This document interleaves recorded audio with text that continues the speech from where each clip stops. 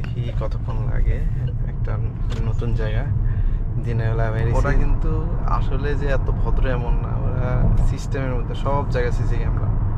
ব্রিজের উপরে কিছুক্ষণ পর পরই সিসি ক্যামেরা, লাইক 3-4টা পিলার পর পরই সিসি ক্যামেরা। মানে সব সিস্টেমের জন্য ওরা ভদ্র হয়ে গেছে। সো দেখা যাক কতক্ষণ লাগে। 30 মিনিটস লাগার কথা। আমি এখন বেরোইছি, এটা সি বিচে যাবো, দেখা যাক। এটা সান জেমেনা পাশে দিয়ে দাইসান হয়ে যাবো আর কি, সোজা স্ট্রেট। দেখি নাকি সান জেমেন দিয়ে যাবে। মাউন্টেন ফুটু, সেই সুন্দর, সেই সুন্দর জায়গা, সেরা সেরা, সেই আরে সেই সুন্দর। Look at this. অনেক সুন্দর, এটা অস্থির। পাহাড়ের উপরে পুরো ঘর ঘর করে রাখছে, সেই সেই সুন্দর, অস্থির জায়গা, অস্থির। ওরে কি ভিউ, সেরা সেরা। পুরানো স্টাইলের ঘর বাড়িগুলো আর কি।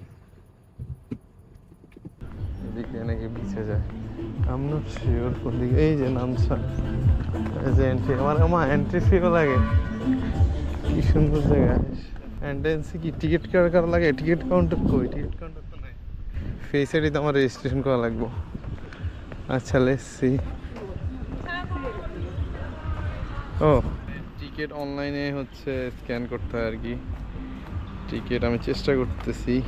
এখানে ঢুকতে হলে অবশ্যই উইচ্যাট অ্যাকাউন্ট থাকতে হবে and dual currency card add থাকতে হবে, বিকজ পেমেন্ট দিতে হলে উইচ্যাট ইউজ করতে হয়। আর জাস্ট এখানে পাসপোর্ট নাম্বার চায় আর ন্যাশনালিটি চায়, আর এন্ট্রি ফি জাস্ট 70 ইয়ান। সো দূর থেকে যে পাহাড়টা দেখাচ্ছিল, এটা হচ্ছে এটা সেরা। এটা খুবই সুন্দর একটা বিচ। আমারে বলছে যে ছবি তুলতে হইলে এই ওর ডিএসএলআর দিয়ে তুলতে হইলে পার পিস ছবি 30 ইয়ান। আমি বলি আমি তো ভাই বাঙালি, বুঝতে হইব। আমি কই 20 ইয়ান দিমু, আমার ফোন দিয়ে তুলে দে। পরে আমার ফোন দিয়ে অনেকগুলো ছবি তুলাইছি হেলারে। যেরকম ফটোগ্রাফার থাকে আর কি, বাংলাদেশে যেরকম থাকে এরকম।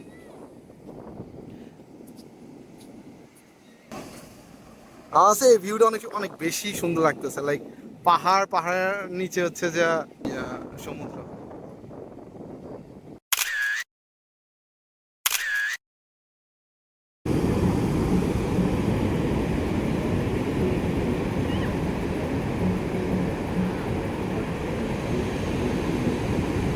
এরা ফ্রেন্ডরা আসছে আর কি ঘুরতে, একসাথে গ্রুপ ফটো তুলছে।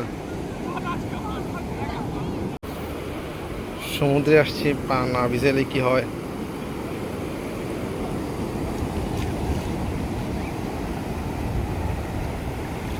ওরে পানি তো অনেক ঠান্ডা।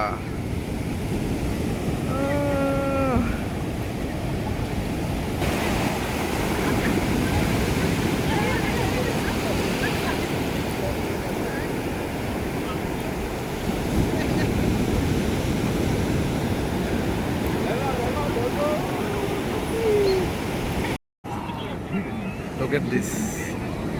ম্যাঘগুলো আস্তে আস্তে হচ্ছে ইয়ের দিকে আসতেছে, নিচের দিকে আসতেছে। তো পাশেই একটা কফি শপ ছিল, ওইখানে বসে বসে কফি খাইতে খাইতে এরকম ভিউ এনজয় করতেছিলাম। আর আমার ফোনে চার্জ শেষ হয়ে গেছিলো, পরে দেখলাম যে পাশে এরকম সেম এই লোকেশনে এসে আমি একটা এরকম পাওয়ার ব্যাংকের স্টেশন পাইলাম, ওইখান থেকে পাওয়ার ব্যাংক নিলাম, ফোনও চার্জ দিতে পারলাম। সো এটা হচ্ছে নানসা বিচ, খুবই সুন্দর একটা জায়গা। চলে যাচ্ছি, অনেকক্ষণ থাকলাম এখানে, ভালো লাগলো।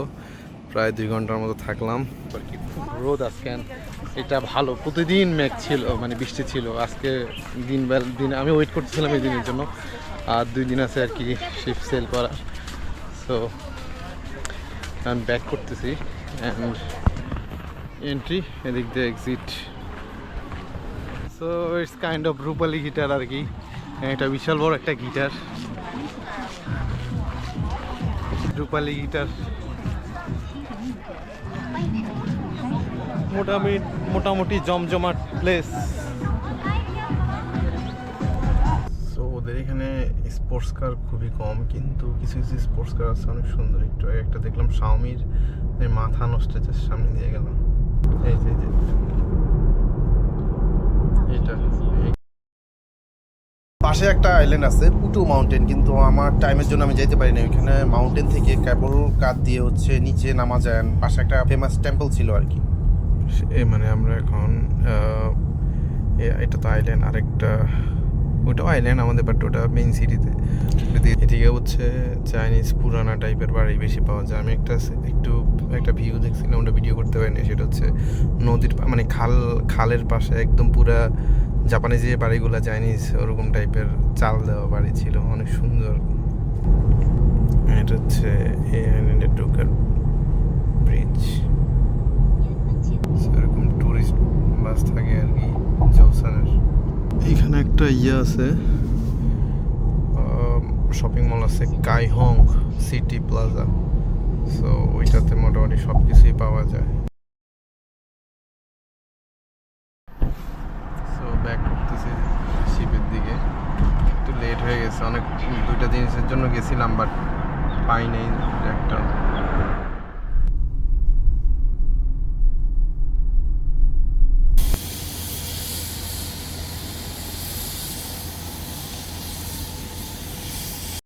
So after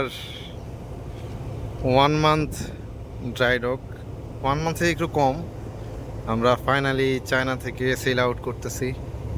চায়নায় ছিলাম টোটাল 1 মাসের মতো, 1 মাসের বেশি। বাংকারিং করে এখন সেল আউট করতেছি আর কি।